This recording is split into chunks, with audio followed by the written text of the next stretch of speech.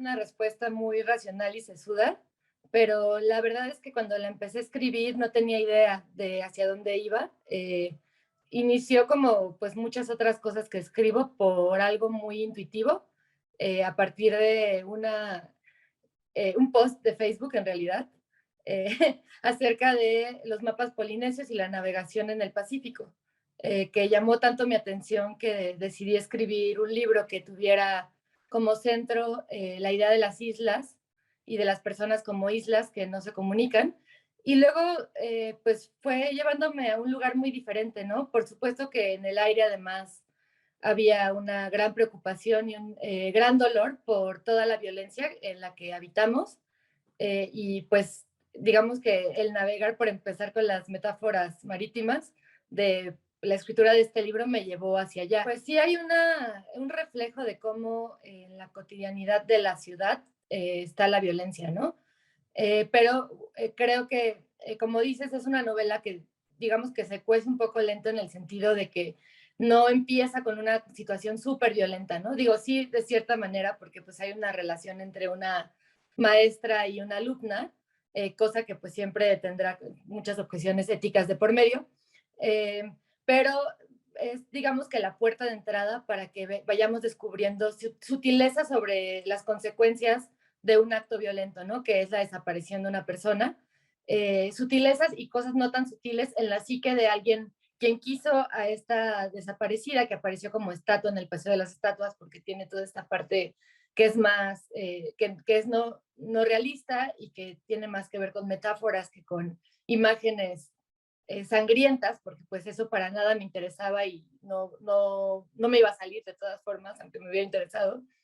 Pero digamos que sí es este reflejo del interior del proceso mental del personaje principal, que es Sofía. Siempre me interesan estos lugares limítrofes de la moral, digamos, ¿no? Estos lugares en los que hay un montón de cosas que son súper objetables y que podemos ver mal, pero que también hay otras cosas que las contrastan, ¿no? Y forman áreas grises. Es decir, vemos esta relación entre una maestra y su alumna, que tienen además una gran diferencia de edad, pero también vemos los momentos en los que sí son felices, ¿no? Porque pues sí los hay.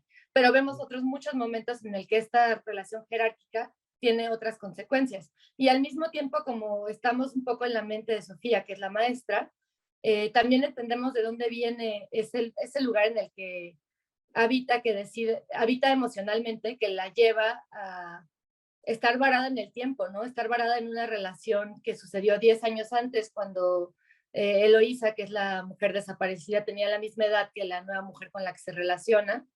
Y entonces como que a mí me gusta mucho este tornasol y esta capacidad de la literatura de indagar en las áreas grises y en estos lugares oscuros que muchas veces nos gusta simplemente bloquear, eh, porque creo que esa es la manera de crear personajes satisfactorios, ¿no? Y no personajes unilaterales y personajes planos que para nada me interesan. Esta es una novela que yo siento que tiene más, que lo que más tiene son personajes, una novela más de personajes que de una trama acelerada y rutilante con un montón de descubrimientos, que sí los hay porque al final hay una investigación en el centro, pero no se trata de eso, se trata de los personajes y de lo que viven y de los dolores que cargan y esos traumas que arrastran y cómo se vuelven una especie de motor para otras cosas. En especial con Sofía y con Ana, eran dos personajes que construí mucho desde la intuición y como tal, pues era una cosa llevaba a la otra y se iban construyendo solos, digamos, ¿no?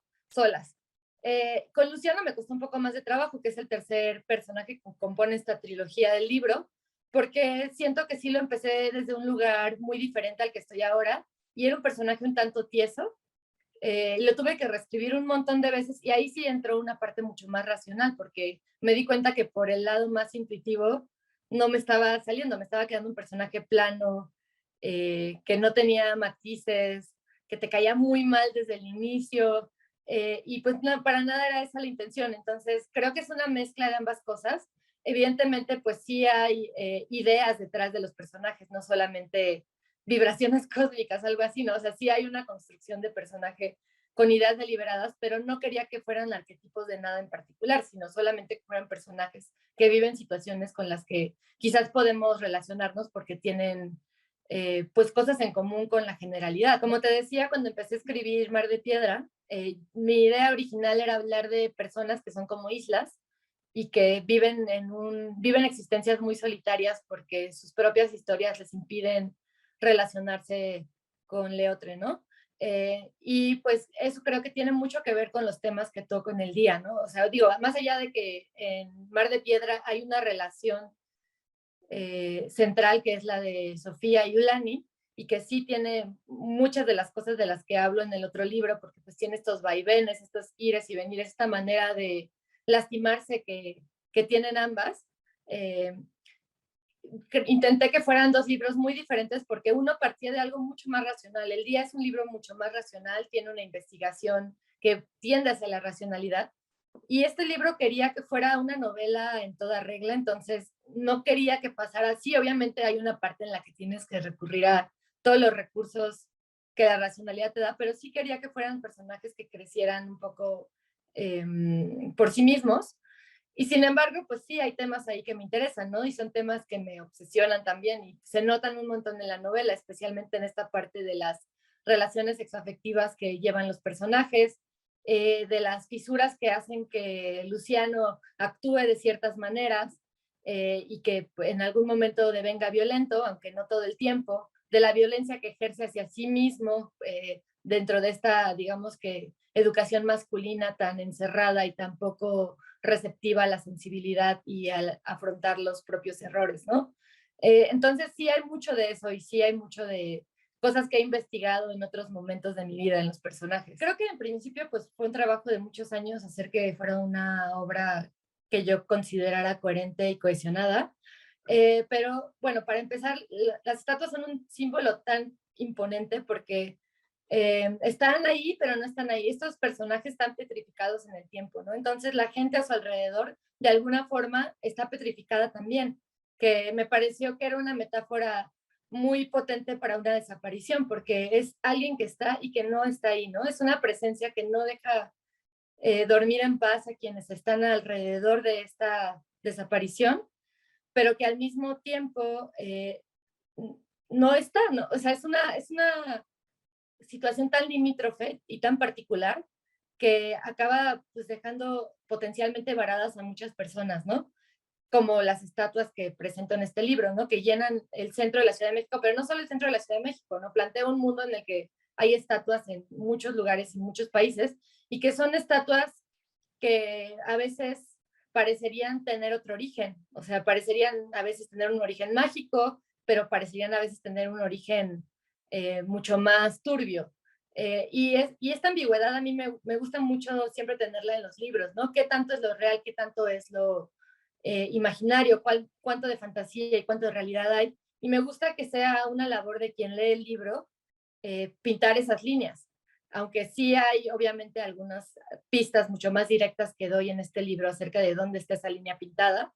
Eh, pues me parecía que el simbolismo era tan fuerte que de alguna forma era lo que iba a crear la fuerza gravitacional para los tres personajes, como, y eso sí estuvo planteado desde el inicio, ¿no? Las estatuas y los mapas que llevan a las estatuas son la fuerza de gravedad que lleva a los personajes a unirse en la historia. Estamos empezando, o ciertas personas al menos, una gran mayoría de la gente está muy insensibilizada porque llevamos tantos años viviendo en una situación tan violenta que de repente ya todo se vuelve una especie de nota roja constante que nos hace pues vivir en esta necesidad de evasión, porque pues si no el mundo es invivible, no es inhabitable. Si te pones a ver todo lo que está mal alrededor, de repente ya la existencia se vuelve algo terrible y te puedes olvidar incluso de los lugares de dulzura y de amor que sí tiene el mundo de cualquier manera. Entonces, no creo que estemos en un pasmo, creo que estamos en una situación que pone a prueba todas nuestras habilidades emocionales para sobrellevarla y que afecta mucho más a unas personas que a otras, por supuesto, ¿no? Hay una aparente calma en ciertos lugares, sectores y demás, que no se compara con otros lugares de mucha más violencia en la que el pasmo no está permitido ni siquiera, porque no hay manera de sobrevivir al pasmo cuando vives alrededor de tanta violencia.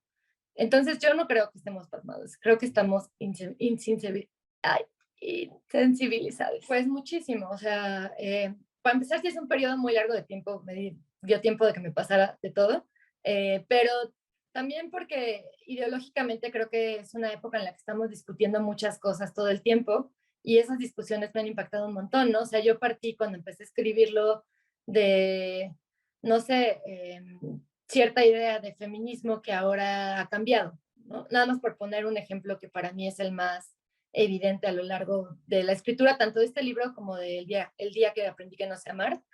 Eh, Esos cambios se vieron reflejados también en cómo acabaron constituyéndose los personajes, ¿no? Porque al final, pues no escribí linealmente la novela, es decir, me fui regresando, reconfigurando los personajes, cambiándoles, digamos que el espíritu cuando consideraba que era necesario. Y eso pues sí tenía mucho que ver con la manera en que mi visión de mundo iba cambiando, ¿no? Y con la manera en la que sentía que las cosas se iban descontrolando alrededor, de pasar de estos encabezados constantes de la guerra contra el narco de Calderón, que sí eran como muy rutilantes, muy nuevos y muy en el 2006, pues no ahora, o sea, ya tiene mucho que no son muy nuevos, a cómo fuimos pasando a esta violencia aparentemente más soterrada, pero siempre presente, ¿no? Entonces, así como fue cambiando el contexto y como fueron cambiando mis ideas, fue cambiando la escritura del libro y fui cambiando yo también. Creo que los libros, pues al final son un reflejo de quienes somos en cierto momento de la vida. Lo veo un montón en Anticitera Artefacto Dentado, que empecé a escribir en 2013 y pues ya no soy para nada la persona que era cuando lo escribí. Me moví de no tener nada muy claro a tener claras algunas cosas, ¿no? Como que el feminismo que me interesa es un feminismo inclusivo, transinclusivo, que le interesa dialogar con los hombres por hablar binariamente. Eh, o sea, tener muchas cosas muy claras y un feminismo que apele un poco a una reconstrucción social más amplia y no solamente a esa primera etapa que era un poco más reactiva y que era muy necesaria, pero que ahora veo como un escalón para llegar a otra cosa, ¿no? A un diálogo más profundo para poder pues empezar a regenerar los tejidos que se han ido deteriorando o que nunca han estado del todo eh, armónicos. Pues yo creo que yo soy feminista, entonces algo de eso habrá, pero sí intento siempre complejizar y creo que eso tiene que ver con el feminismo que me interesa, ¿no? Especialmente en pues, las novelas, lo que más me importa es que los personajes sean profundos, que estén bien construidos, que digamos que el enigma alrededor de la novela exista por sí mismo y no me interesa tanto como imponer una visión tan concreta del mundo, sí complejizar cosas dentro de la novela. Y pues como te decía, pues la cosa feminista, la visión de género no me la puedo arrancar así, ni cuando escribo ni cuando nada, pero sí intento que haya una complejidad muy amplia dentro de lo que escribo, Como incluyendo de cosas que me hacen sentir incomodidad. Pues para mí el personaje de Luciano fue muy incómodo siempre. Fui volviéndome más cercana a él conforme avanzaba la escritura y los años, e incluso hay cosas de él con las que empatizo, pero me costaba un montón de trabajo ese personaje, me costaba trabajo la relación entre Sofía y Ulani con toda esta diferencia de edad y la el evidente descuido que a veces Sofía tiene con Ulani. O sea, había muchas cosas que me cuestan trabajo, ¿no? Y si las leo desde afuera, digo, estos personajes no están actuando de manera nada ética, y justo por eso me gustan, porque en la vida, ¿quién actúa 100% éticamente? Nadie. Tendrías que ser un robot o no convivir con ninguna persona para lograrlo.